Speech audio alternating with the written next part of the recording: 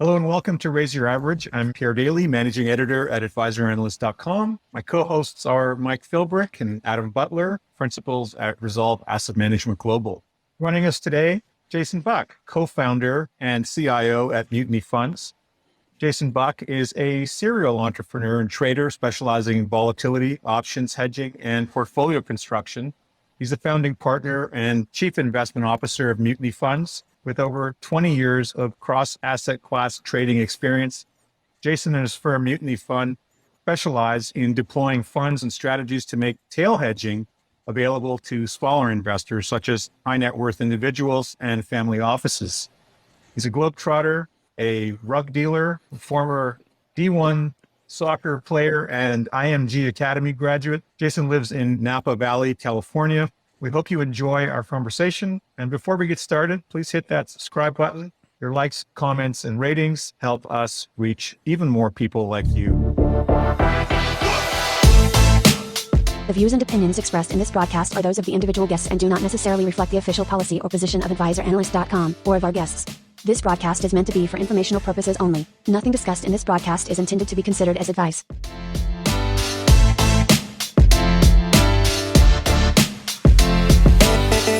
Jason, great to have you on again. How you doing? Well, that was an amazing intro, Pierre. I appreciate it. Happy to see all you gentlemen again. Happy to be back on the show. Just want to clarify in the intro there, that was rug, R-U-G, not D-R-U-G dealer. From my did that on purpose, right? Exactly. From my misspent youth in Istanbul. No, he said rug. I just wanted to make sure it was clear for the audience. Yeah. So that's wonderful. So Jason, I going back to episode 7 where we spoke to you first, I don't know how long ago that was, about maybe 18 months ago, something like that. I think it was about a year ago. Spring of roughly a year ago. About a year ago. Yeah. So something that you said stuck with me, and just to preface our conversation today, which was that you try to fire clients at the top of the funnel when people come your way, and it's not likely that someone who is inexperienced or doesn't have the experience and knowledge required to become knowledgeable or a client of yours, for that matter. You'll get why I'm going here. I'm just curious to know, how many times does an investor have to get the shit kicked out of them before they come to the conclusion that there has to be a better way to be a long-term investor, than getting, the shit kicked out of me so many times? What's the average number of times when people become your clients? Yeah, exactly. How many? 20 and still counting. How many?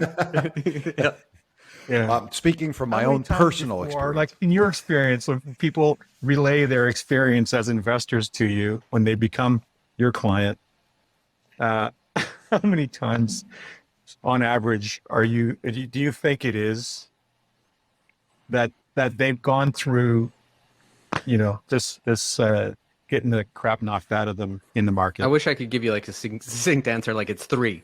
But the Result guy's actually been writing about this for decades, of like, how many times does it take? And I'm somebody that's a glutton for punishment. I have to learn from my own mistakes. But then we have people like my business partner, Taylor, who can like learn from others' mistakes. I'm never going to learn that lesson. I don't know how people do that, but I have to have the physical pain to actually learn my own lessons. And it took me a couple of times, honestly, to learn.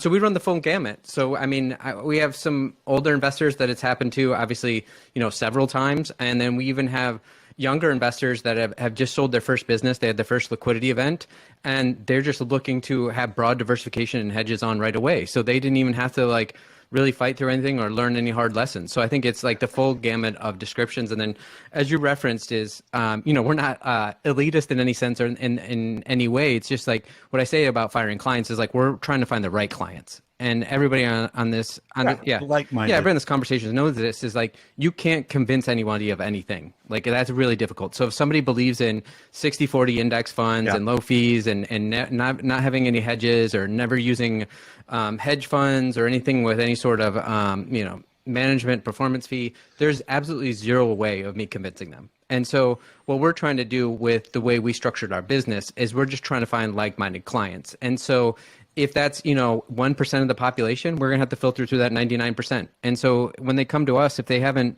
read a Nassim Taleb book or a Chris Cole white paper or a Mart Spitznagel book or white paper, if they're not looking for, defensive asset classes, then there's no way of me convincing them to do that. And so I just don't like to beat my head against the wall, but also it really is in the interest of the client, because just as much as we want, sticky long-term capital for what we do, it's the same for the client, because if they behaviorally don't really grok this into their bones, then they're likely to jump in and out, and that's going to hurt their compounding nevertheless anyway. So we're just looking for that synergy from both our perspective and their perspective. That way we'll both be in this together for the long haul. Yeah. I think it has a long tail, right? The vast majority of people never get there, right? They're done looking in that direction. They're not interested in investing. They're reluctantly putting money in the market because there's a default option on their 401k or their, RRSP in Canada. And they're not giving any thought to this at all. They're not reading. They might be reading the business section or something, but it just never occurs to them. And then there's a very small, vanishingly small sliver of investors who are curious about how they might be able to improve their lot. They go through a few bad experiences and maybe start to contemplate the fact that there may be something out there that might be helpful, and go seeking that. But I don't know about you guys, but 99 out of 100 people that we might come across in our lives don't care at all about markets and are not the least bit interested in looking for better solutions, no matter how many ups and downs on the roller coaster that they experience. I just do want to note that above your right shoulder it says add acid. So I don't know what kind of drug dealing you're doing, but I can see why you clarified your position. Well, these are just legal drugs. All podcasts, yeah. all podcasts add acid. I can't unsee that now, dude. What does that mean exactly? But, anyway.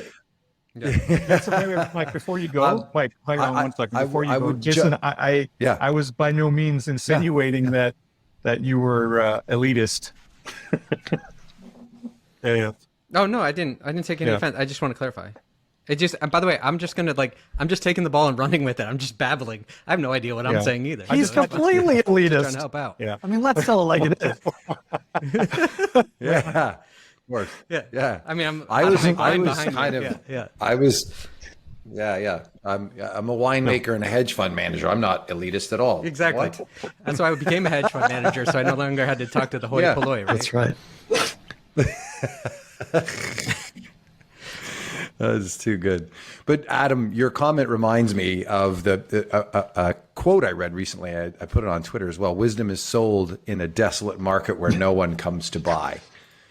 And I think this is a little bit, I feel this quote in my bones, and I relate to it with someone like Jason and ourselves who do feel like we've been on a very different trajectory than general markets have been over the last decade, right? The wisdom of managing risk or thinking about portfolios in 100-year time frame, and then digging below the surface in that and saying, well, the only time frame we're looking at is the 100 years we've had. And what makes that so special in the last 20, 100-year periods as being something that we should actually even give any credence to. So this is all pretty squishy.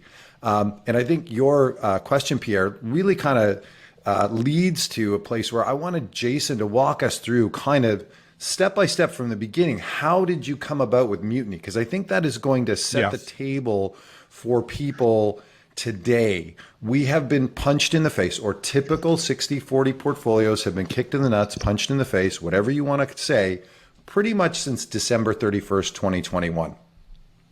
And the idea of risk management, the idea that the structural relationships that have underpinned markets for the last decade might be in flux, might be changing, and the opportunity for them to learn, because again, we learn through pain. Often we learn more through pain than we do through our successes.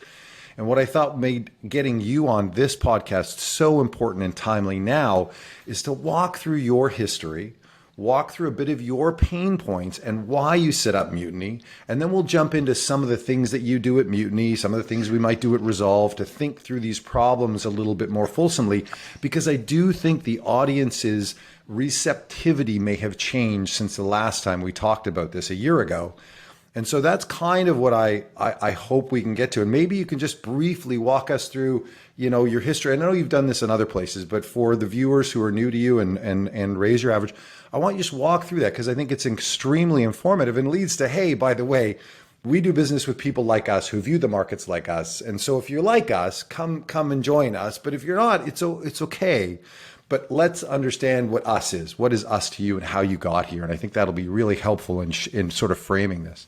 When I think we've mentioned pain at least a dozen times. So we're just saying, and Mike wants to bring up my actual my life pain too. So hopefully I'm not going to cry on this episode as well.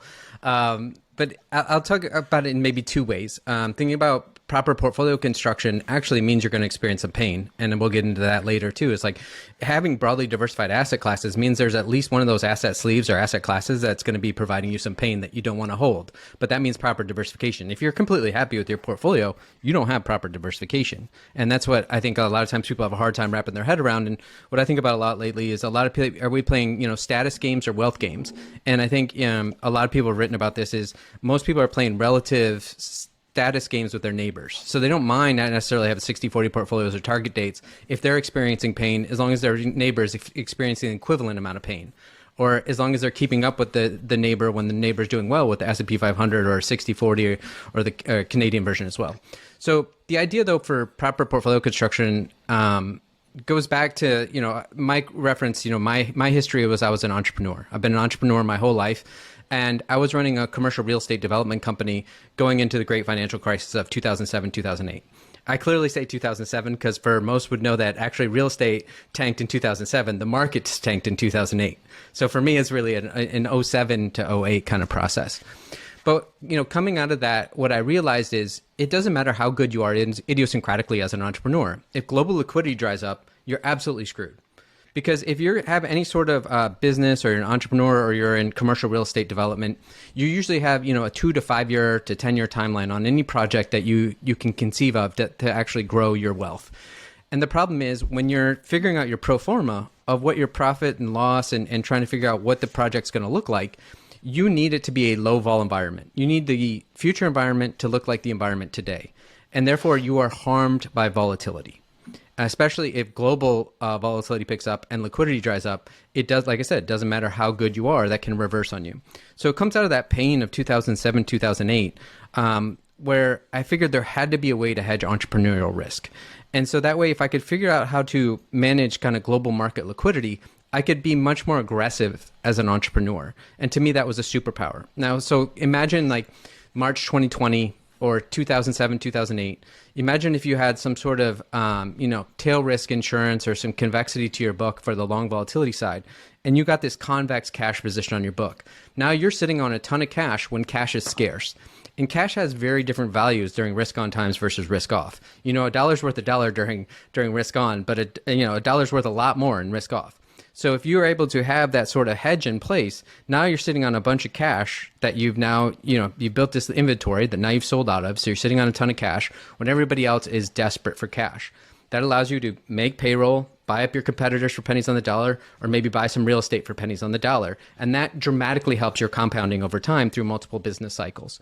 So thinking about that coming out of 2008, I was like, there has to be a way to hedge entrepreneurial risk because of the pain I felt in 2007, 2008. We were just talking about pain. It's like, it's one thing when you lose your own money, but when you lose money for your family and friends, it's an absolute nightmare. And, and I'll be frank about it, and I've talked about it in other places, you're essentially like kind of in the fetal position, both physically and almost like mentally for maybe years after that, where you're trying to restore the balance to what you had in your life because it is an existential crisis where you have to really figure out kind of what happened and go through it and work through all the emotional strife of going through that. So coming out of that, I figured there had to be a way to hedge entrepreneurial risk. So that's why I set out to try to solve.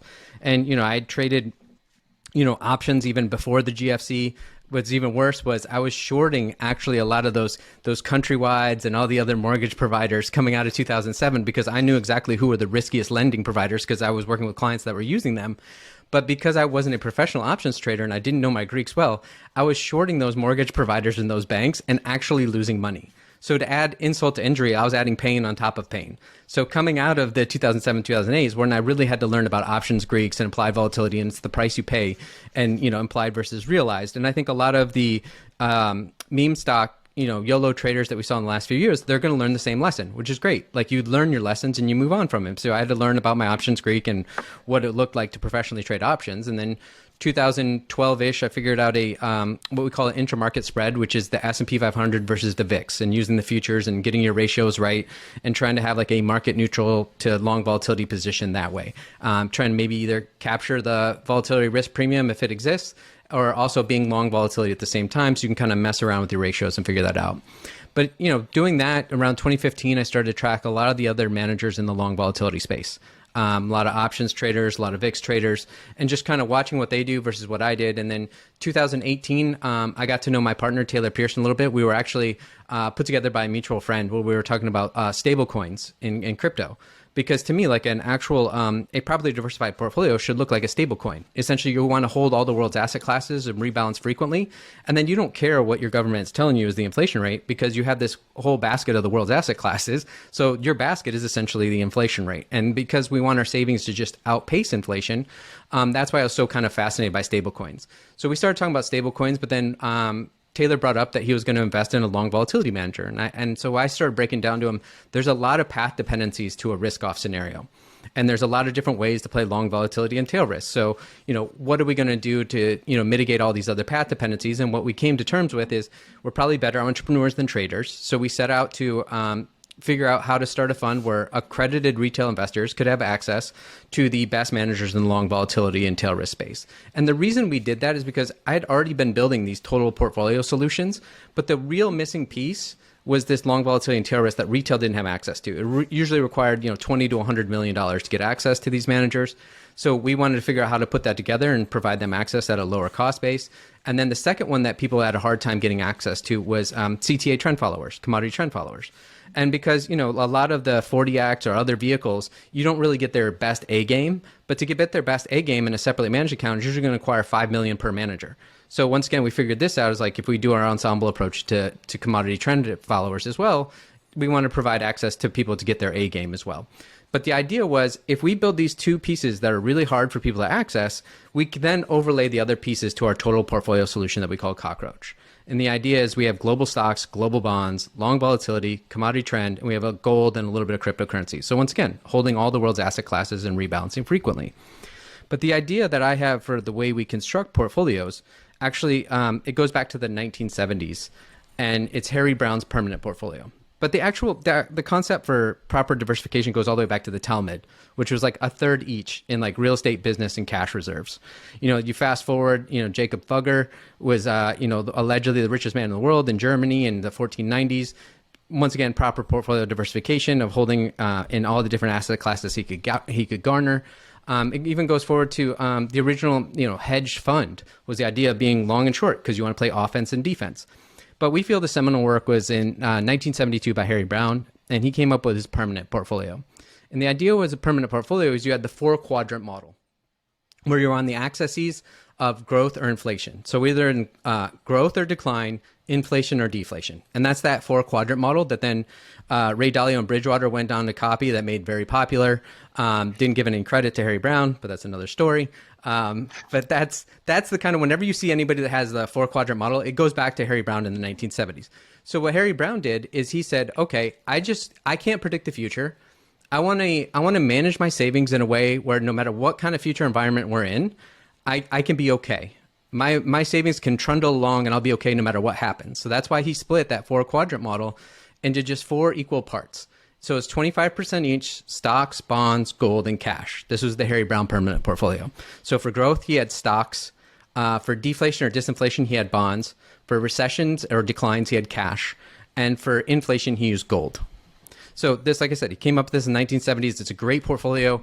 You can go back and track it over 10, 20, 40, 100 years, whatever you want to do. But like basically, it kind of clips along at like 4% real returns after inflation. So that once again, if you just want your savings to outpace inflation with as low volatility and as low drawdowns as you possibly can handle, because that keeps you from doing anything behaviorally stupid, for lack of a better term. Because what everybody doesn't think about is everybody goes, oh, the stock has returned X over the last 100 years. Well, that's great, but that's the average ensemble. That's not your personal path dependency. We have sequencing risk when we're investing in markets. And then the worst thing that actually happens is not only are you not putting in money from the day you saved until the day you retire, but if things happen like in 2007, 2008, and the market's down 50% or 55%, people are likely to cash out and then not get back in for the return. So they've just destroyed all of their compounding. They've crystallized those losses and they haven't got back in for the rebound. And so therefore, it doesn't even matter what the 50 or 100-year return is for the stock market, because you're never going to achieve close to that, because you have very different sequencing risk or time risk as your personal path dependency would require. And this is the fancy word for that is ergodicity. So the idea was, okay, if this is Harry Brown's permanent portfolio, and then we had more modern versions, like I said, with Ray Dalio, our mutual friend Med Faber's done great works with his Trinity portfolio. Chris Cole wrote a great white paper called The Dragon Portfolio about these kind of concepts. But ours was always, the idea was we debated for a long time when we launched our fund, were we going to launch with the Cockroach first, or were we going to launch with our long volatility ensemble first? We decided to launch with our long volatility first because we knew that was the piece people needed most to build their own portfolios. But then eventually we launched our Cockroach in September of last year. But the idea is, going back to Harry Brown, is stocks, bonds, cash, and gold. Our version is just, we view as a more modern version of Harry Brown's permanent portfolio. We use global stocks, global bonds, or other bond-like instruments that can provide you cash flow for disinflation or deflationary environments. We use long volatility and tail risk instead of cash for those declines or recession-like times or those liquidity events. We want that convexity that provides. And then instead of just gold for inflation, we use CTA trend followers or commodity trend followers, managed futures. One of these days, these guys are going to figure out the proper name so we can all just agree on it. But we feel like by trading those 60 to 80 commodity markets, that allegedly has a higher beta to inflation than just gold. And so that's the problem, is gold has that purchase power parity that everybody knows, going back millennia, but it doesn't necessarily work year in, year out, or even decade in, decade out. You need a much longer time horizon. So we view that the commodity trend advisors are likely the better capture of inflation in that sense. Then we also, because we are managing, people's savings and hopefully over multiple generations, is we also hold a little bit of gold and cryptocurrencies for those fiat hedges, for those really dislocative events, if like markets have to shut down again due to war or confiscation, diaspora, all those sorts of things. Is once again, I just want to hold all the world's asset classes and rebalance, and that will protect our clients kind of no matter what happens. And lately I've kind of gotten a little bit known because I just try to say, we try to build the least shitty portfolios. Everybody else is trying to be a hero. They're trying to tell you this is what's going to happen 6 months from now. Some people are saying inflation. Some people are saying deflation. Some people are saying the stock market's about to take off. Some are saying it's going to be the worst Armageddon in history. But to us, if you really attenuated your portfolios to any one of those directions, you're likely to get hurt pretty badly. So I don't want to call the market perfectly. I want to build the least shitty portfolio that will hopefully maintain your savings no matter what comes, 6, 12, 18 months from now, 5 years from now, who knows? And I think the one of the key points there that I would like to emphasize in that your own personal lifespan based on some asset class that you come in contact with and you're going to make contributions to. Let's say you are a dentist and it's the 70s and equity markets have been an absolute shit show. What's the likelihood that you're going to be putting that regular savings into those markets versus late 1980s to the 2000s, right? So that we know the cash flows that enter markets don't enter at the points where you are accumulating these long-term assets. The behavioral skew is no one wanted equities in the 70s. Wall Street was a desolate, barren wasteland when, you could have used that 15 years to accumulate all kinds of great assets for the boom from 1982 to 2021. And so you have this behavioral skew that is always working against the investor, generally speaking. It wants to get them in when markets are confident and rolling. And then, as Jason points out, you get some inevitable crash and then they get out and realize the risk and and don't realize the commensurate return. So this whole concept is really hard. It's hard to stay disciplined. This comes back to the quote, wisdom is sold in a desolate market where no one goes to buy. You know, there's just nobody there listening to somebody in 1982 saying, hey, you know, you should have been investing in stocks for the last 10 years because the next 10 years is going to be really awesome. It just doesn't work that way. So there's a lot of behavioral reconditioning, I think, that people need to think about when they go in this. And then the other thing is so important. Make less mistakes. Really, a lot of what we do as well is about making less mistakes. It's not about being perfect in any one particular area. And I think this is the same with Cockroach. It's about making less mistakes and making less big mistakes. Yeah, the couple of things I didn't touch on, and I think Mike's nailing it. It was interesting, actually, my conversation with Meb the other day. What we were talking about was like, the longer you're in this game, I wonder if you just become more like a Taoist Yoda and you have all these aphorisms, because it really comes down to like these simple things. And like you're saying in the 70s, like who was buying stocks? It's like, I think often about the quote that like there's the bull market, the bull case always has a tight thesis at the top, and the bear case always has its tightest thesis right at the bottom.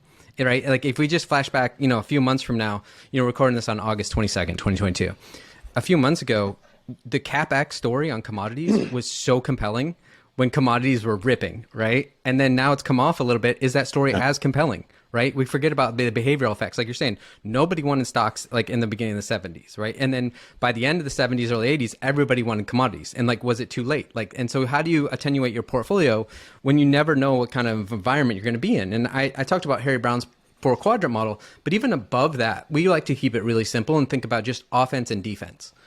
Everybody has offensive assets. You know, whenever you go to your financial advisor or you look at your portfolio, you see this big pie chart of diversification.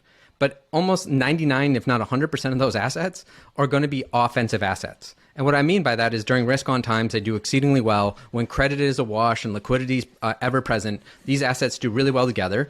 And then when liquidity dries up or we have a risk off event, the correlations go to 1 and they all crash together. So therefore, they're all offensive assets, and people don't realize how much of their portfolio they think broad diversification, but it's really just a correlation of 1 with liquidity and risk. And so like when we talk about stocks, bonds, venture capital, private equity, real estate, everything can go into one of those 5 sleeves, but those are all offensive assets.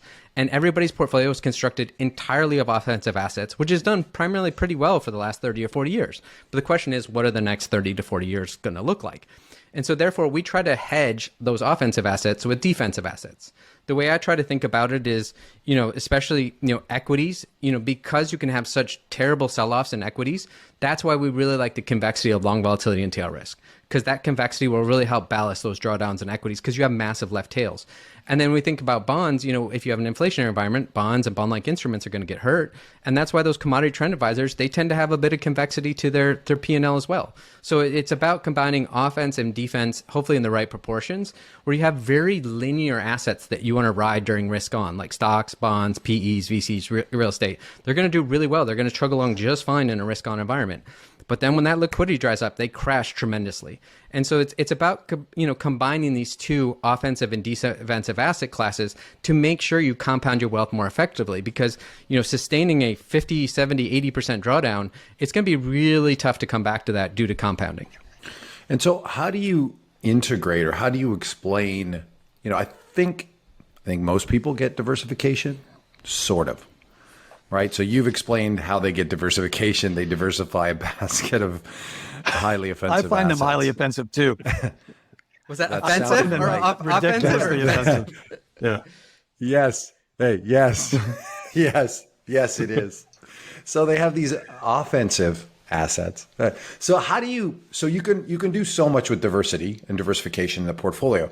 How do you layer in the volatility tail hedging? How do you explain that to folks who are not as familiar with it? I've got to think that that's got to be a harder, a more unique approach. And thus, you know, you're probably starting from a much lower learning level as you're talking to people on it. I know we find this is somewhat of an interesting thing to explain. And so I'm curious, how do you get folks across? How do you get them to have that aha moment where they say, "Oh, yes, I see. Of course, Jason." So do you have any tidbits and help for us and other advisors who are out there trying to build better balanced portfolios for folks, and how to convey this so that people grasp it more fully? Well, luckily, I'm not necessarily in your seat, so it's a bit different, and that's why I said we're trying to find those clients that are already looking for us, because they've read that Taleb or that Chris Cole or that Mark Spitznagel, and so they're already familiar with the concepts, or they even read Harry Brown, or they're familiar even with all-weather portfolios. So, a lot of people come to us from that all-weather, Ray Dalio route. Yep. Which is, that Harry. Well, that's the diversification point, I think, right? That's the, like Harry Brown, like that's diversification, and we get that, and they might do it wrong with the offensive assets.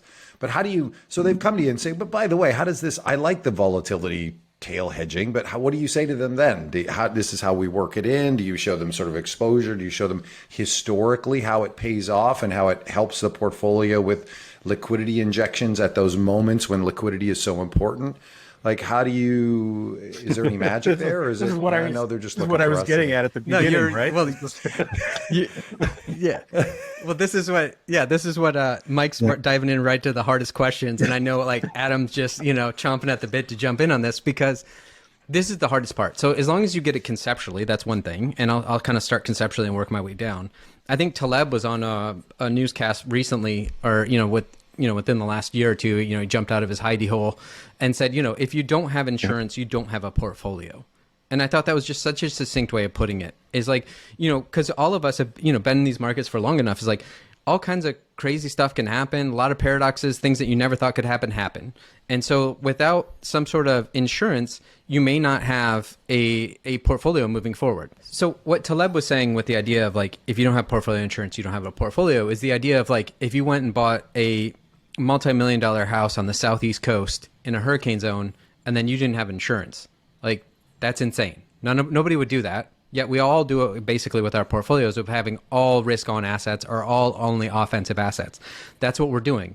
We're just pretending that hurricanes don't come along, even though, like Mike said earlier, a lot of us have seen it in our lifetimes and we felt the pain of it, but when are we going to kind of learn from it? So that's the kind of, at the high level, is you want some sort of insurance against these events. The other thing that we talk to clients about is there's a lot of convexity to these instruments. This is why we trade in futures and options, is because it gives you a lot of convexity. So you get a really pop from these kind of instruments. So then you can use them as a different sort of overlay. Like I said before, is if the risk on assets are very linear during a risk on environment, stocks are, like I said, they're going along. Let's just say the S&P 500 returns like 9 to 10%, but with like a 50 to 60% drawdown. It has a huge left tail. Where if you're buying insurance, buying portfolio insurance is very similar to house insurance. It's like every month or every quarter, every year, you have to stroke that check. So it's like death by 1,000 paper cuts. But then if your $5 million house burns down and they write you a check for $5 million, that's huge convexity to it for like the thousands you've spent every year. And so it's very similar portfolio construction. So if you can overlay on top of stocks that have a huge left tail or a huge left tail risk to them, but you overlay a thing that has convexity with right tails, that's an interesting portfolio construction, because you're basically providing with a negatively correlated convex asset. That's the idea of tail risk or long volatility. Partly these names are kind of synonymous, and so that's the hard part. So I'll go into a little bit. Classical tail risk is the idea that's very similar to insurance, is you're just buying, let's say, negative 20% out of the money puts against the S&P 500. And what that means is if the stock market goes down negative 10, negative 15, you're probably not going to see any sort of return from that because your attachment point's negative 20%. That's your deductible, I think, the way Mike's used it before. As soon as you get beyond that negative 20%, you're likely to start to get a one-for-one coverage of those drawdowns in the S&P 500 beyond that point. And then because of that convexity, if the market draws down 40, 50, 60%, you're likely to accelerate 60, 70, 80% beyond that because you have this gamma or convexity to your options position. So this is the reason why you want to overlay, I think, convex instruments with those linear instruments like stocks. And that's how you can do it in a way that helps you maintain a portfolio like that. I think classically, what Spitznagel talks about in his book is like 97% long S&P with 3% tail risk exposure. And I think even in his literature, he uses that toy example of a negative 20% out of the money put option. And so the idea is, you're paying, you're taking a little bit from your gains every year on the S&P side to pay for that insurance. But when that insurance kicks in, those stocks are at such a lower NAV point and you're rebalancing back to, that equal nominal amount. So that helps you really compound your wealth over time. But more importantly, I think this gets touched on less and less, is emotionally, you're equanimous so that way you don't make those stupid decisions that really hurt compounding. It's not necessarily the markets that hurt compounding. It's our decision making that hurts compounding under extreme emotional duress. And so therefore, if you have these kind of convex positions as hedges, that allows you to be very calm and be buying back into stocks at that lower NAV point. Like if we take March 2020 example, as soon as April 1st rolls around, who's willing to be buying more stocks at that lower NAV point? Very few people. But people that had tail risk on had to redeploy that cash, and it was time to rebalance if they had a monthly rebalancing. So that's the kind of issue there. Then when Mike was asking, and Pierre as well, is like, what are the bells and whistles? What can you show clients? This is the hard part. And Adam and I have had many, many discussions about this. And the hard part is you can run all these shock tests on all of your options positions and your derivatives to get this convexity from tail risk. But you never know what that future path dependency is going to look like. You never know what's the volatility level we're coming from. How fast is the sell-off? There's so many variables, and how do you monetize that sell-off effectively? Do you monetize it when VIX is in the 80 range? Well, if you sell that off, you no longer have protection. Now you're open to a second or third leg down. You've sold out your insurance. So there's a lot of different dynamics that go, I can't be absolutely certain of what my payout would be given a market sell-off. And that's very hard to put in any sort of model. And this is why a lot of people, I feel, don't use tail risk or long volatility, is because it depends on where you bookend it. Like if you want to look back to since 1985, how did long S&P plus tail risk do? Well, you've got the 87 crash in there, you've got the 2000 crash in there, you've got the 2008, you've got 2020. And if you bookend it right behind those, it's going to look amazingly good. But if your bookend starts, 1 year into a 12-year bull run, it's not going to look very good. So it's just like, it depends. The effect on your compounding are going to be when was the last event happened and how were you able to monetize that event. So the problem is it doesn't fit into any perfect formula for like, an efficient frontier or an efficient market hypothesis. Yeah, I will add one other thing that I think is very helpful on the tail hedge protection side of things, is that in that 97.3 example, you get to have 97% of your assets in a risk premia, right? So preserving the gray matter really matters because you want to compound, let's say, with the equity markets. So you've got the shock absorber on the downside, but the fact that you can maintain all of that exposure with these products. So you're getting the risk premium. You're not saying, well, I have to take 50% of my portfolio out of a long-term asset that has a positive expected return. You're saying, no, I can keep 97% in that long-term asset that has that great risk premia over 100 years. And I'm just going to take this little tiny sleeve, and this little tiny sleeve has the ability to have this wonderful convex offset. And that's what, just to kind of highlight what convexity means, it becomes very big from very small starts.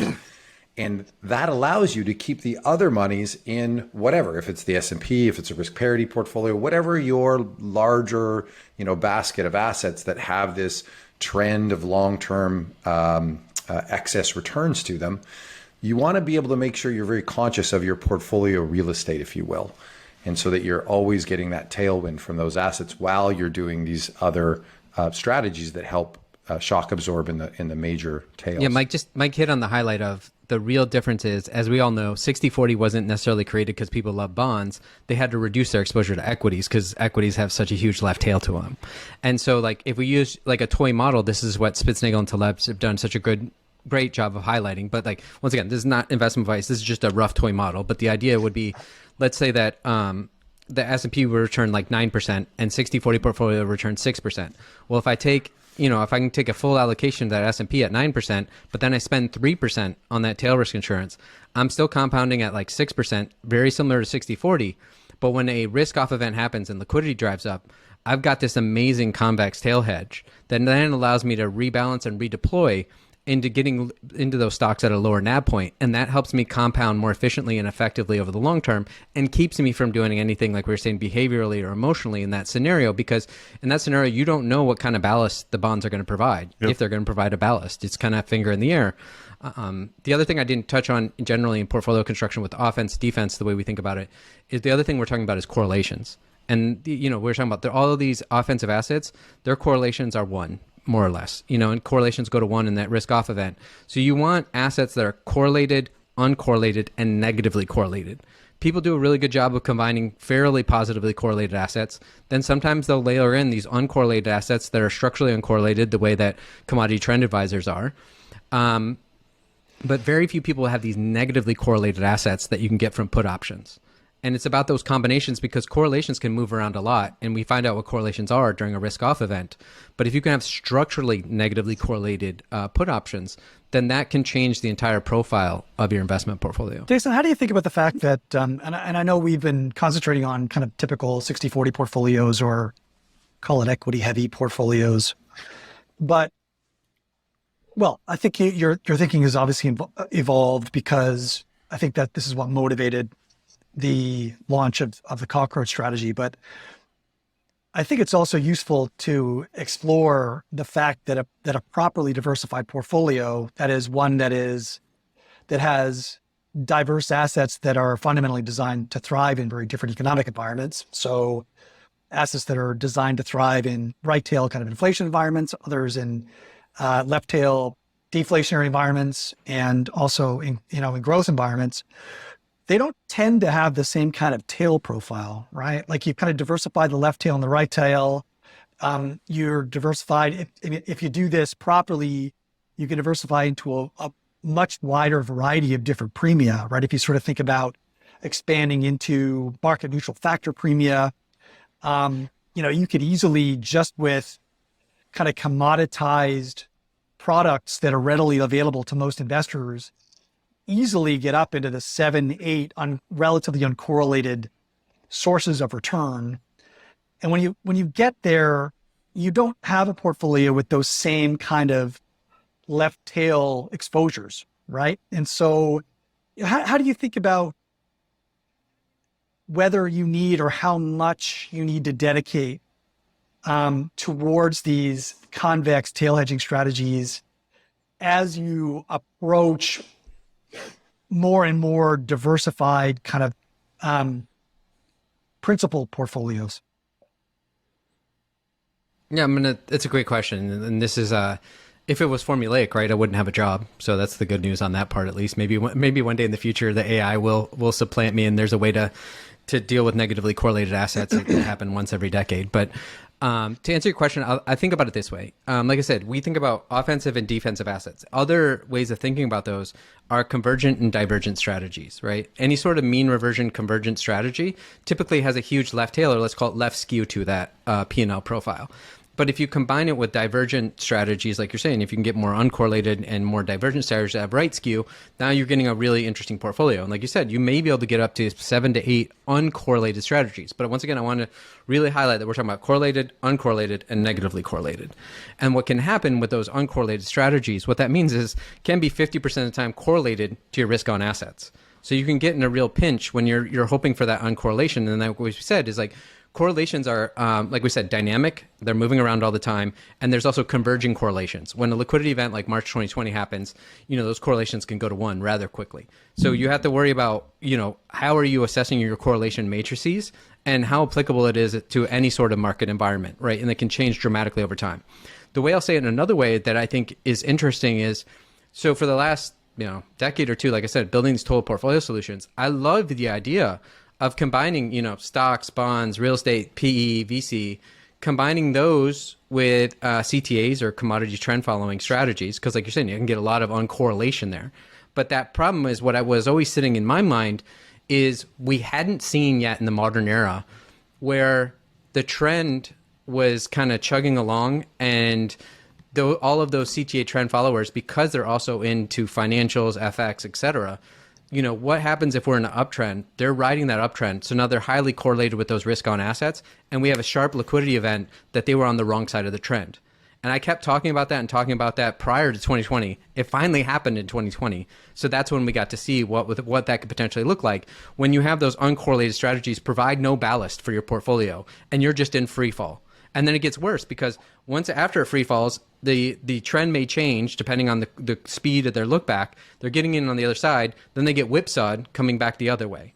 And so every strategy has its pros and cons, and there's nothing wrong with that. It's just how do you combine these in aggregate, and what's the emergent properties of that portfolio? So that's why I feel for those sharp liquidity events, you're going to need those structurally negative correlated assets. And that's what I meant by Taleb saying you need portfolio insurance, because you never know what can happen. And when your uncorrelated assets become highly correlated, that is a very painful experience that I know all of us have been through before. And so that's the way I think about it, is like, yes, the more uncorrelated assets you get, that would be great.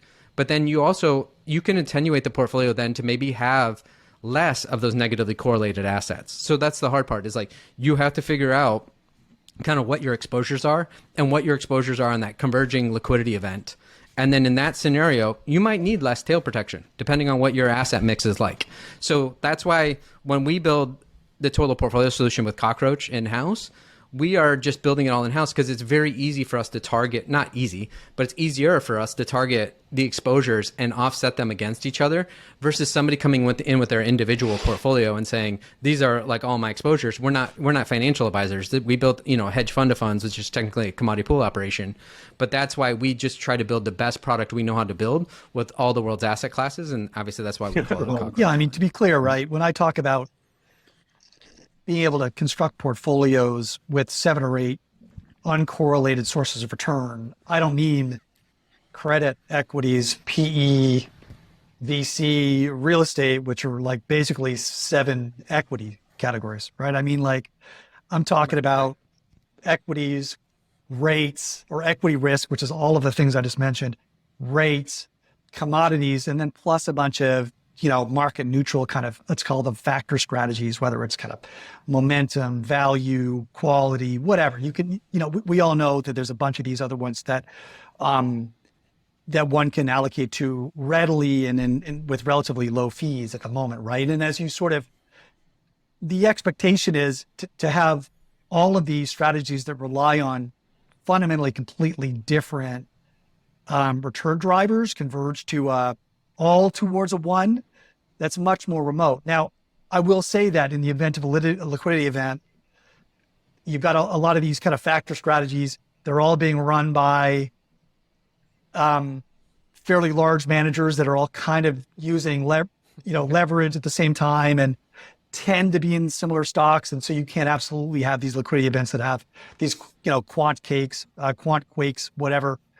Oddly, those quant quakes don't tend to happen at the same time as you get these cyclical downturns, right? So, you still get that diversification. But anyways, I just wanted to clarify that because I didn't want people to think that I was saying that you get sort of 7 or 8 different uncorrelated bets by allocating to PE and VC and real estate, et cetera. They're all effectively the same bet. And while it may look like they're somewhat uncorrelated in normal market times, they're clearly, derived from the same source of risk.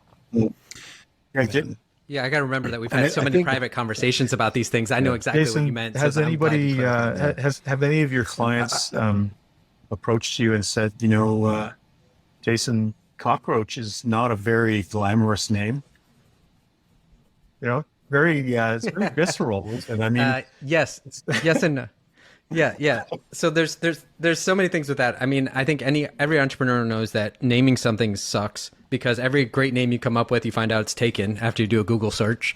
So it's always hard to come up with names. And, I had the epiphany a while ago to name it Cockroach Fund because it's visceral, but it's very evocative of what we're trying to do at the portfolio level. But more importantly, what I get tired of in our industry is like, I have all these sub managers, right? And then several of them have sub strategies, but all of them have like 3-letter acronyms. I can't remember all of them. I mean, I have like 40 to 50 3-letter acronyms. How am I going to remember exactly what each one of those do? And so therefore, like by calling it Cockroach, it's very evocative and visceral of exactly what we're trying to do. But it's always been interesting. People always go, I don't mind it, but I think other people would hate it, so I wouldn't call it that. But it's like, that's usually the feedback we get is like, I don't mind it, but I think other people would. And I'm just like, my only point at the end of the day is like, do you remember it? And yes, 99% of people are going to remember it. And in this game that we're in, that's great. It's the thing that matters only most. thing that survives, right? I mean, and in a war of attrition, Yeah. in a war of attrition, it is the only thing that survives. Yeah, Nation Alley. That's what I like. I think something else to bring back as Adam, you were talking about these quant quakes and these things that happen in these other sort of esoteric different strategies, is that idea of it's impossible to model. You don't know the initial set of conditions which you're entering in any of these. Never mind that simple S&P and vol 20% decline. There's our deductible. You don't know where you are in the trend when that happens. You could have been in a downtrend that reverts and then reasserts itself. Where was vol priced when you started in this type of situation? And that's just in that one simple example of one security, and which hedges very well to the vol security. Then you have all of these other types of strategies that you've mentioned that all are experiencing these same things. And you, as you say, you hope or want this non-correlation to occur, but it is a really hard problem. That's where it becomes art and experience rather than, it's impossible to sort of say scientifically that well, it's kind of like do the X and Y is the political outcome. argument, that the enemy of my enemy is my friend. And, you're pitting all these offensive strategies against each other, hoping that when one's failing, the others are succeeding. And, so that was interesting. I mean, the point that you made earlier, I think, Mike, was that, we have portfolios full of offensive strategies or offensive, we have lots of offensive holdings. TM. Right? Yeah, trademark, exactly. But part of what I want to touch on, another thing that Adam brought up that I think there's two pieces I find really interesting to that, especially based on, all of our discussions in the past is, a lot of these alternative strategies are what we think uncorrelated. A lot of times, Adam, as you know, they can still fit in that 4-quadrant model. If you really disaggregate those returns, you're like, that looks like an equity, that looks like a bond. So a lot of times you can even sector those out, or even based on factors, you kind of know if this is an offensive convergent style strategy or this is a divergent defensive style. You kind of know there. And then the one I always have trouble with is you're saying is the market neutral kind of global macro. That almost probably deserves its own sleeve. Although they end up kind of look like defensive strategies if done right, but you just never know what's going to happen. But my point of why I just bring up, you never know what's going to happen.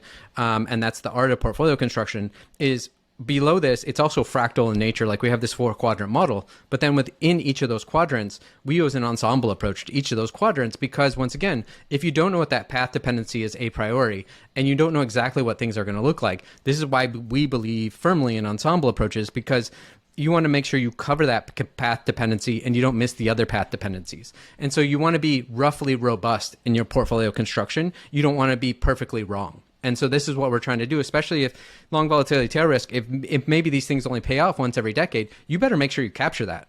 And if you've gone with one singular strategy, you might not capture that at all. And so far, for example, this year alone in long volatility tail risk, we've seen dispersion of our managers of upwards of anywhere of 40% this year.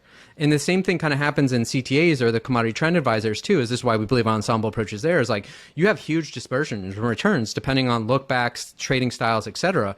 So by creating an ensemble approach, we're trying to get a beta-like effect or signal from these asset classes. And that's why we firmly believe in almost this fractal nature of ensembles all the way down to make sure we're as robust as possible, because you never really know what it's going to be. We're in violent agreement, obviously, on the use of ensembles. What I always find fascinating is this idea of, because I think most people do just gravitate towards stocks, right? Everyone sort of thinks that they understand stocks. They don't really understand jack shit, but they believe they understand stocks, or at least they're put into stocks by default. And so they end up owning a lot of stock risk.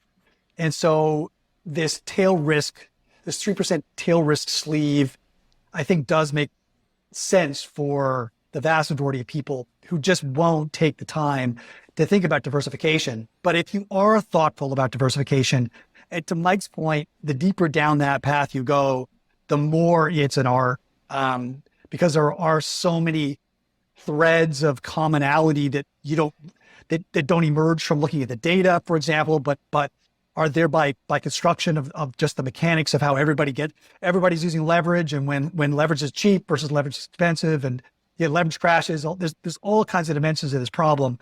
But if you can be thoughtful and bring experience to bear on constructing a truly widely diversified portfolio of different sources of return, you need to devote less and less of a cost to tail hedges, because that portfolio by its nature is just less vulnerable to these left tail risks.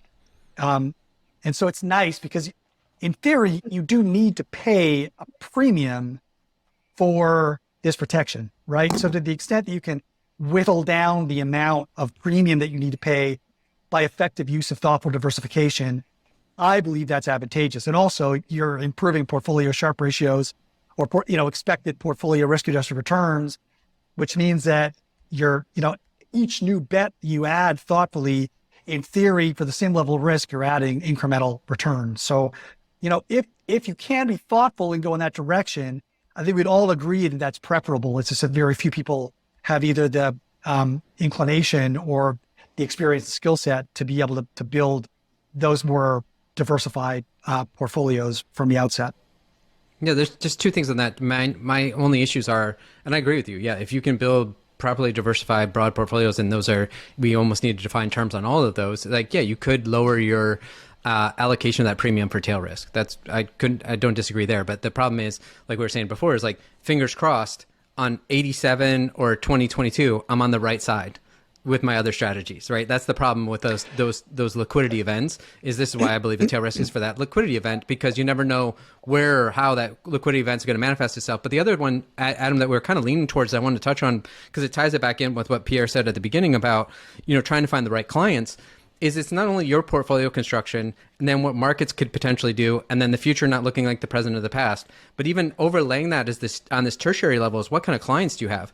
So you might say this is going to be just fine. We're going to manage through this, especially like a March of 2020. But if you have monthly liquidity and they're going to treat you like an ATM because they need cash for their other investments that have gone down, well, then you've crystallized those losses and it destroyed your entire portfolio philosophy. And I don't think a lot of managers think about that your clients matter almost more than any of your portfolio construction, because if you can't let your portfolio construction do what it's supposed to do, it can dramatically affect your ability to. Yeah, no, of course. I mean, choosing the right, look, in the end, the clients choose you, right? Because, people don't arrive at, wow, I really need a mutiny-like strategy, or I really need a cockroach-like strategy, without having gone through a fairly arduous journey to get there, right? Like, there's a lot of reading. There's probably a lot of pain in their background from an investment standpoint, right? That I always say nobody goes to God on prom night, right? So almost certainly you have experienced some misfortune in your investment journey, and that has, remember Winston Churchill, most people stumble over the truth, pick themselves up, and keep walking in the same direction, right? So just because you've experienced pain doesn't mean you're receptive to looking inward, looking outward, self-examination, and trying to figure out what you may have done wrong, and then try to improve things. Most people just don't.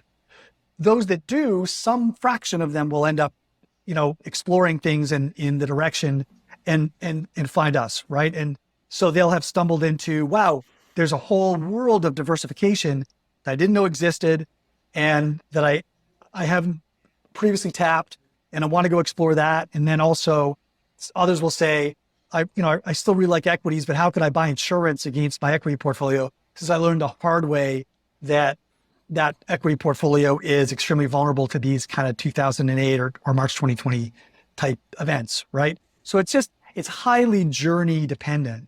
And you end up, in the end, you don't really end up choosing your clients because there's such a vanishingly small proportion of individuals that even arrive on your doorstep in the beginning, right? That typically, by the time they get there, they're already kind of mostly seeing eye to eye.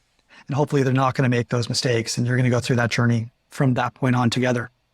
Well, luckily we crossed 8 billion people this week, right? Or we're getting close now. So like we only need a tiny fraction of a fraction to get it. But like almost, I'm glad you said that, is like that journey though. And maybe this is helpful, is when does that pain click over? Like Pierre was asking in the beginning, is like, so you have the vast majority of people, especially in the US, they're going to do their job, their 401k, are going to be in a 60-40 target date fund, right? None of them are ever even going to watch this, show. Like, let's be honest, they're not like, so, and they're, as long as they keep up with their neighbors, both on the pain side and on the benefit side, they don't really care. That's fine. And good, mazel tov. I hope they, enjoy like their family and friends and all that stuff. And they're not us that are neurotic thinking about markets 24/7, which is great. The second, then maybe part of that journey is if people move away from that, is then they think about portfolio construction maybe beyond 60-40. This is what I find too, is then now it's about those hero trades. It's about being a global macro wizard, right? Like I'm predicting inflation's gonna, we're in a commodity super cycle, and I'm gonna time this perfectly, right? And I'm gonna be the next George Soros. But eventually they learn that they're not the next George Soros. So to actually get to proper portfolio diversification, it's a form of ego destroying process that I think is really hard for people to go through.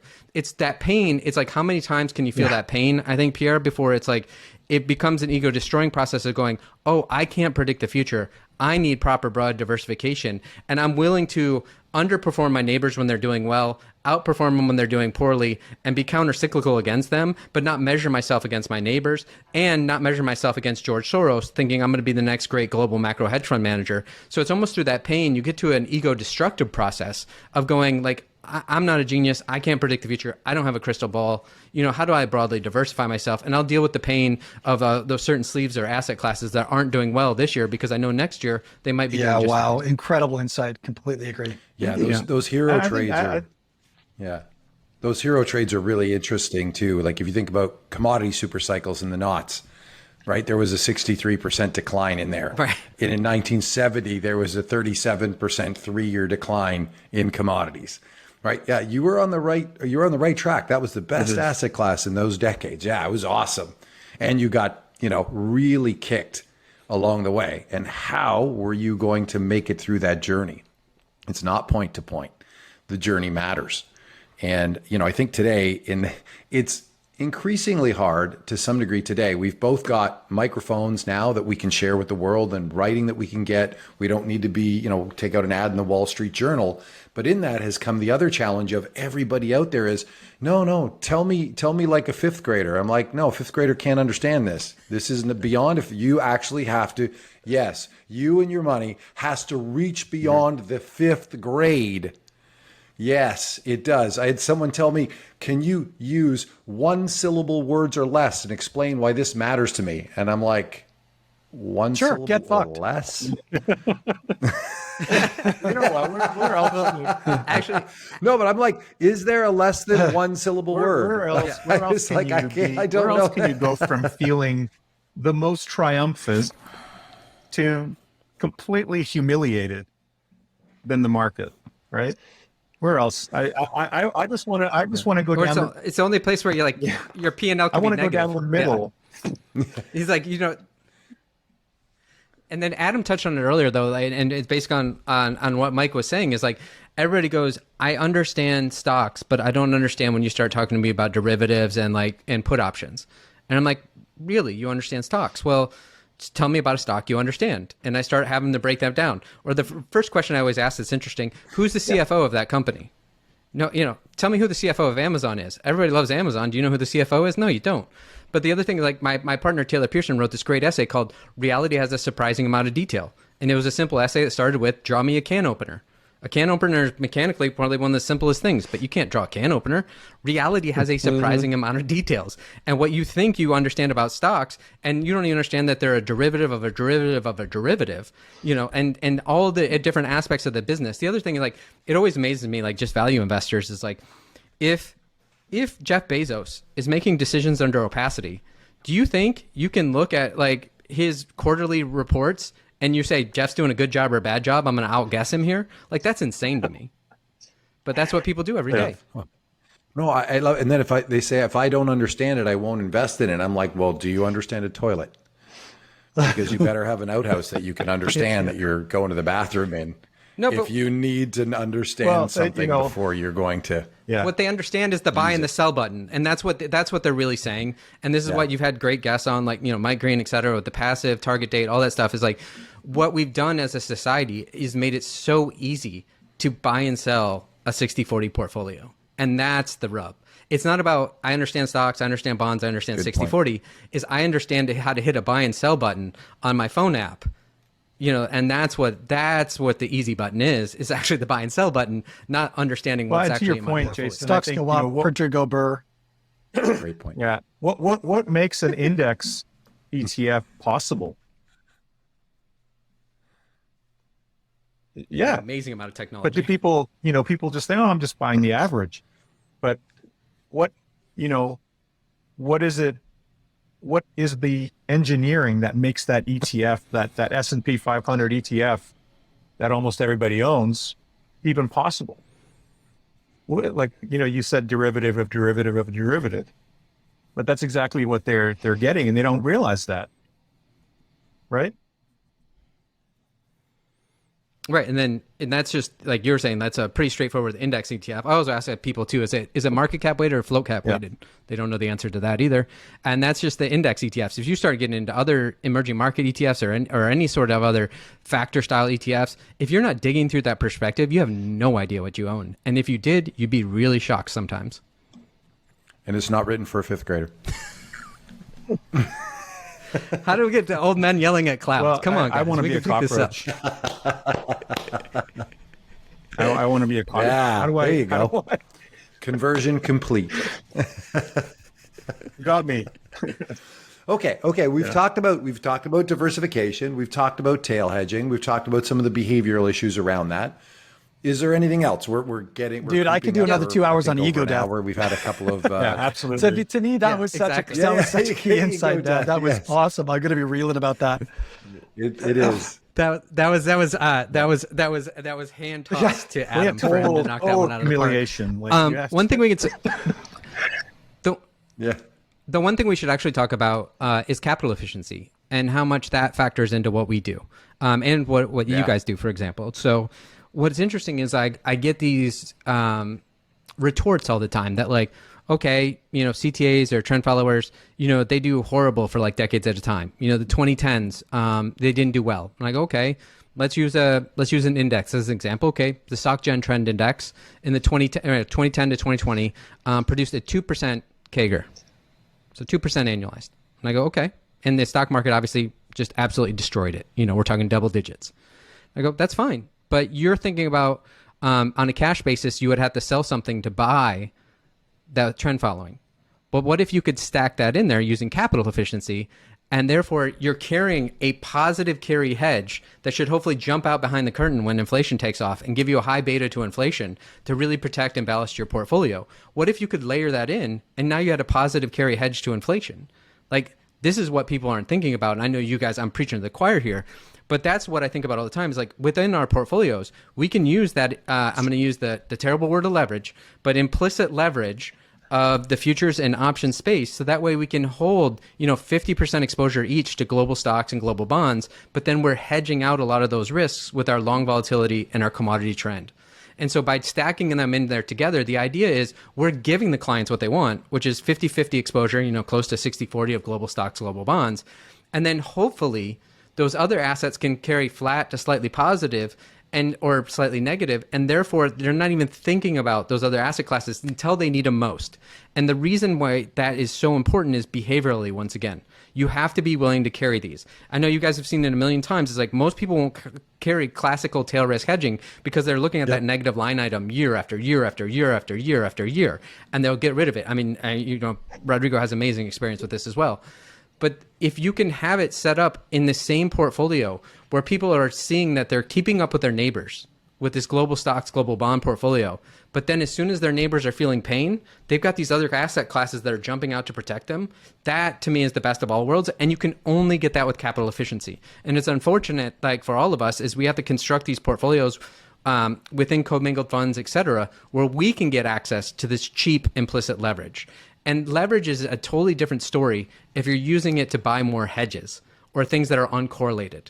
This is the key to actually thinking about leverage. Like, for example, like if you go to an FCM, the futures clearing merchant, and you're long stocks, but you have a negatively correlated put, they require less margin because they understand it's less risky for you to do so.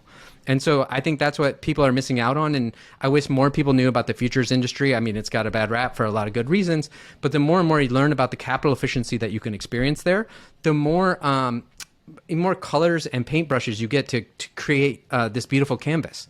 Because you have more tools in that toolkit for you to be able to layer in these hedges or these uncorrelated strategies that you wouldn't have access to before. And you don't have to worry about necessarily your cash base because you're just using a capital efficient cross margin to be able to construct these portfolios, which allows you to do these very interesting things. But I mean, it's only recently since... That's great that we talked about... Since investors have really had an opportunity to be able to take advantage of this. the advent of some of these levered ETFs, like the Wisdom Tree 90/60 ETF. Sadly, there aren't equivalents in Canada, but what the alternative direction is to buy these hybrid funds, right? Where you've got kind of a base layer, which is whatever, 50, 60, 100%, or sometimes even more than 100% exposure to a core long-only strategic portfolio, like 60/40, but it doesn't need to be 60/40. And then you layer other strategies, other diversified strategies on top, including, for example, tail hedges. We obviously run a mutual fund that does this in the US and a ETF that does this in Canada. But this is a nice alternative if you don't want to build this sort of capital efficient multi-strategy portfolio yourself, right? And then you can lean on, because I like what you said too, the nice thing about owning a product that does a lot of these things internally is that that the manager is most aware of the strengths and weaknesses and diversification potential of all of the constituent parts, right? And so the end investor is at least once removed from that, right? They don't know what's going on in the portfolio exactly, even though they might have a general understanding of the strategies that are happening, but they certainly are not as familiar with the portfolio construction, when the portfolio is rebalanced, et cetera. So the manager has an advantage over the end investor. So allowing a manager to put a bunch of these pieces together in a portfolio, like happens in the Cockroach portfolio and like we do with our mutual fund and ETFs, I think that actually has a real advantage too. There are some disadvantages, but that's definitely an advantage that you can lean on the manager to have a better understanding of what all the moving parts are and be able to have the opportunity to put it together more effectively. Well, I also think that the line item risk is another major benefit there. And so that you don't see any of these strategies that are in a sort of a constant erosion, or those strategies that are struggling for a period. You don't get to make the mistake because you don't see it. You don't get to say, hey, well, what's this guy doing here after 10 years of 2% a year? I don't want him anymore, which is what most people would do. And lo and behold, that trend following. Of course, even the Goliath in the room, U.S. equities have gone through well over a decade period on multiple occasions, delivering less returns than T-bills, right? So, it's perfectly natural for all strategies and all asset classes to go through these stretches of time, sometimes multiple decades, of delivering near zero return and lots of volatility and ups and downs and drawdowns. It's not unique to trend following. And in fact, historically, trend following strategies and CTAs in general have had fewer of these types of long stretches than you would get from global equities or even global bonds. But it's also the other thing to keep in mind is the leverage aversion, right? The fact that leverage makes people cringe means that probably there's not enough portfolios doing this, right? That in fact, that market, this is not at a saturation point. We are not boggleheads here. This has not reached critical mass in that, axiomatically, if we're all bullish or all bearish, the last selling or the last buying has been done and it can't go any further in that direction. What we're talking about here, I think, is quite novel and a very small part of the overall markets, meaning that there's a lot more bandwidth, a lot more increase in opportunities here for people to allocate capital to this, where the market's going to be inefficient and provide opportunities for those inefficiencies to be realized. And I think that leverage aversion to me makes me excited. When people are still scared of leverage and they're like, no, I can't do it. I'm like, I'm onto something. It's like tobacco companies in 1999. This is going to be great. CalPERS just sold it all. Perfect. But like to your point about that is like the leverage aversion is smart in the sense of like every blow up in history is for people leveraging up short vol trades. Like, so yeah, avoid leveraging up short vol trades, but like if proper diversification matters. And like part of it though, that like Adam was saying, what we can do with the ability is to do these things in one fund or one vehicle, like all of us are doing, is that there's a lot of behavioral advantages as well. And nobody wants to talk about this because it sounds pedantic, but there's been tons of literature on like the babysitter tax of having a manager manage a portfolio like this and force you to rebalance where you personally maybe wouldn't want to.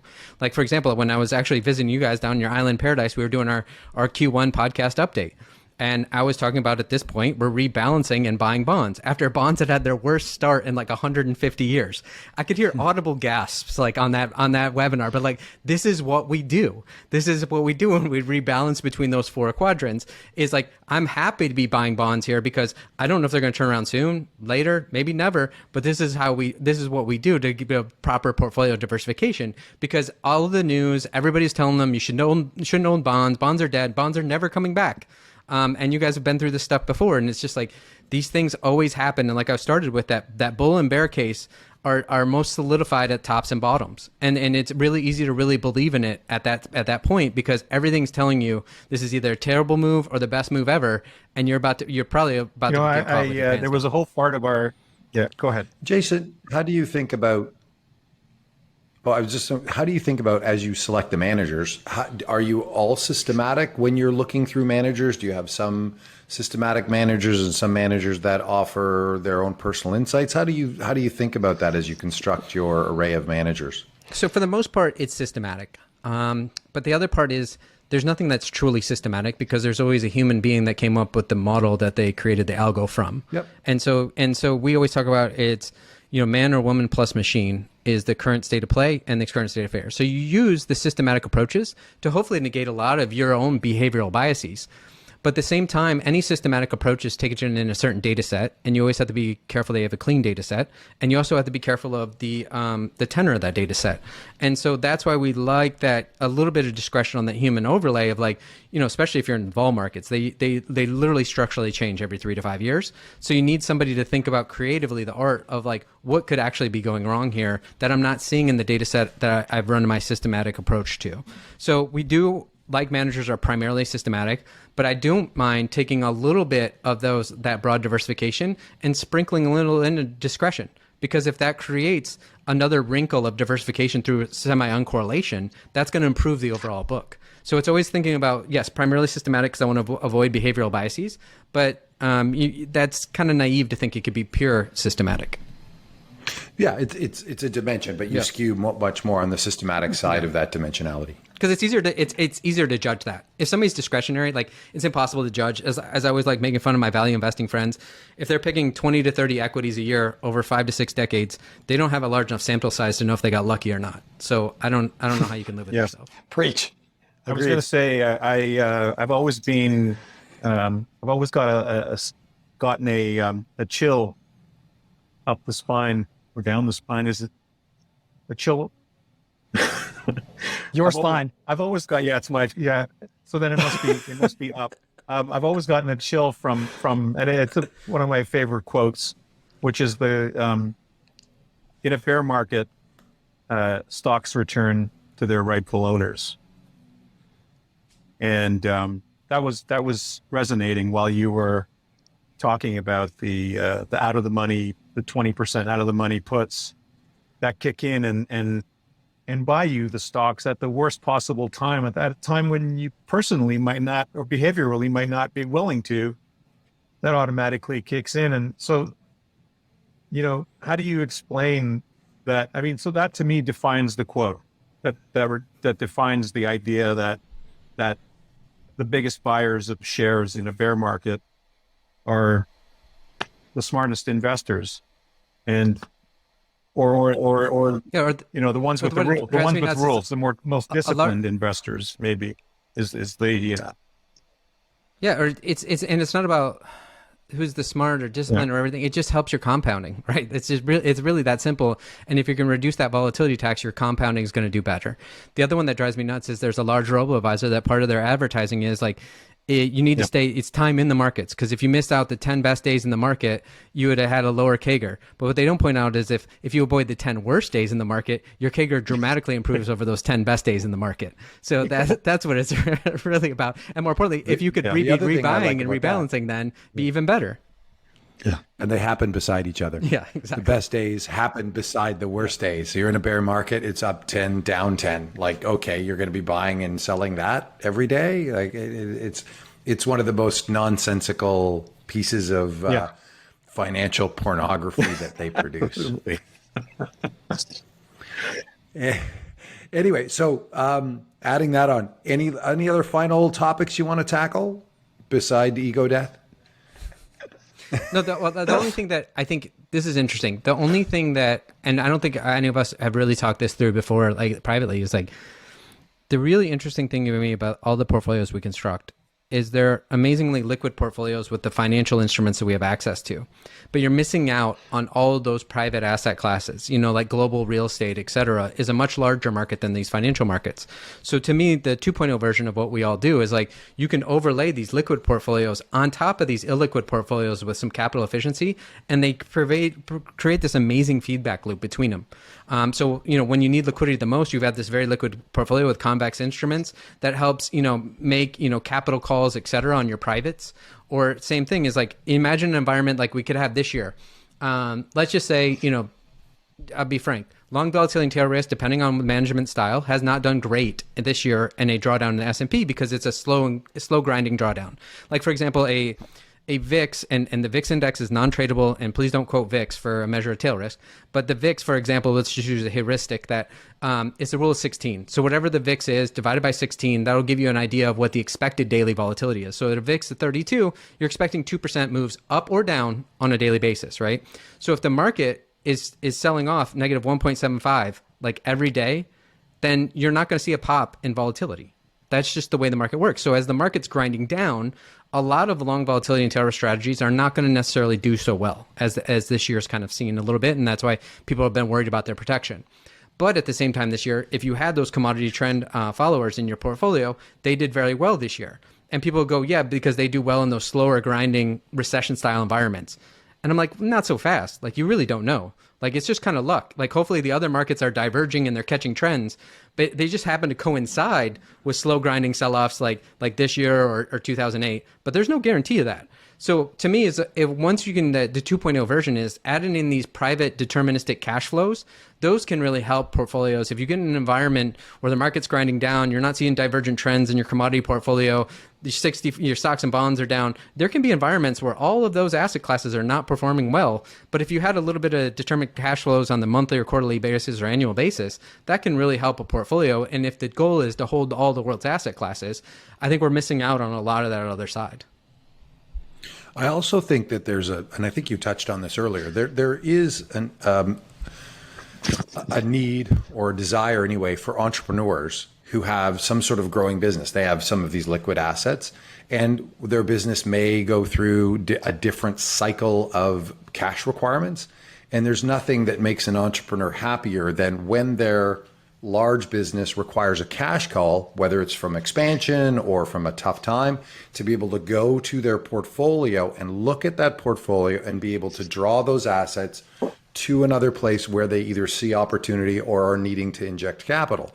When you have a pro-cyclical portfolio, pro-cyclically growth-oriented portfolio, it's largely going to coincide. Not perfectly. I mean, if you're selling, if you own parking lots beside the bankruptcy trustee and we're going through a big drawdown, your business is booming. Yeah. You're fine and in the drawdown. But, most businesses for entrepreneurs are largely pro-cyclical. So they would like to see their portfolio have this liquidity and have this counter-cyclical nature so that they can absolutely do these things. And when you can get an entrepreneur of large size to think about their portfolio in that sense, I think it's very helpful in helping them understand how they should be thinking about managing these large pools of assets. Yeah, no entrepreneur should own equities. It's really that simple. Like, that's why we built our defensive strategies, because I always think about it from an entrepreneur perspective.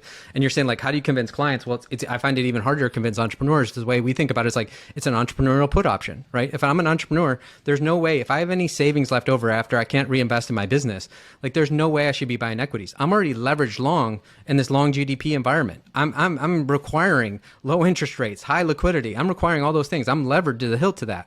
For me to add equities to that is adding another layer of leverage in the same direction I'm already headed. Like, the only thing they should be buying is defensive assets. And the other thing, and we were talking about this the other day, is like, it'd be really interesting to see even corporate treasury balance sheets should primarily be in defensive assets. But we haven't seen that yet either. And that's another layer of trying to convince people that maybe they should be thinking, like you said, counter-cyclically about the way they're assessing their treasury portfolio within their business. All right. Awesome. Gentlemen, that's been a wonderful journey through one last question. The Mutiny portfolio. Go ahead, Pierre. What's Jason, what's a hobby or an interest of yours that you could talk about for hours? Not excluding investing. I thought you were. Exclude. I was waiting. I was waiting for you to have like another philosophical question at the end, and I was like, "Oh, he's giving me a softball." Then I realized this is the most philosophical question there is. If only there was a hint within view. I wish I was. Yeah. I mean, you get obviously. Obviously, I know a little bit about wine, but actually not that much. What's interesting is actually my girlfriend's a sommelier, and I mean, I don't have maybe a tenth of the knowledge she has. I just have more knowledge than maybe 99% of people. This is interesting. Maybe I'll take it slightly tangentially, as I tend to never answer questions directly. Is what I love about what we all do is it incorporates almost everything in life. So no matter what I'm learning about, I have an insatiable curiosity. So my hobbies are around my curiosity, reading, thinking, listening, watching stuff. So it goes back to almost like a liberal arts education. When I was being educated, I studied comparative religions because to me, incorporated everything: history, politics, psychology. It incorporated everything. And then when I got into wine, what I loved about that was it was a bottomless pit. It was endless because no matter if you knew every viticultural region in the world, every wine, except for example, there's 2,000 varietals in Italy alone. Even if you learned all of those, the next year's vintage is going to reset all of that. So it for somebody with insatiable curiosity, these are the venues you want to be in. And for me, being in this global macro total portfolio solution space, to me, everything in my life is my hobby / my business / my art. They all are incorporated in one. So I didn't mean to sidestep your answer, but that's how from every movie I watch, it makes me think about portfolio construction. I'm unfortunately, that's all I think about is portfolio construction all day, every day, but it allows me to traffic in these other avenues. It goes back to when I was a commercial real estate developer. What I hated is all those guys read the same trade publications, and therefore they all created the same tract housing. Where if I was looking at things from fashion, from movies, from et cetera, I would create very different projects. So it's about having a broad scope of hopefully hobbies or interests, and those feed back into the art that we all produce with creating these portfolios. I love it. Pierre, I'm just glad he didn't answer your question with another question. That's his usual tactic.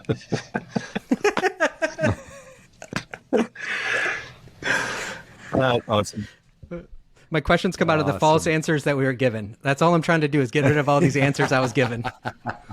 Yeah. I love it. Where can everybody find out about Jason and Mutiny? And I know you do a side hustle in the pirate radio. I don't know if it's a side hustle in that or whatever that is. But where can people find you and get more of you? Yeah, you can learn about us at mutinyfund.com. That's mutinyfundsingular.com. On Twitter, I'm at Jason Mutiny. And then Mike's referencing, I do a weekly show with our buddy Corey Hofstein called Pirates of Finance. You can find us on YouTube, and we go live every Friday at 3 p.m. Eastern, noon That's Pacific. like a competitor to Resolve Reps. Yeah, we didn't go at the same time because we didn't want to dominate them. That would have been a direct act of violence right there. Yeah, exactly. Thank you. Awesome.